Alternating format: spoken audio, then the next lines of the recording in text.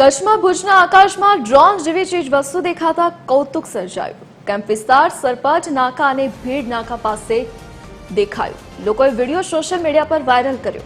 થોડા સમય બાદ દેખાયા બાદ અચાનક અંધારામાં ગાયબ થયા. આકાશમાં આવી વસ્તુ દેખાતા લોકોમાં ચર્ચાનો વિષય બન્યો છે.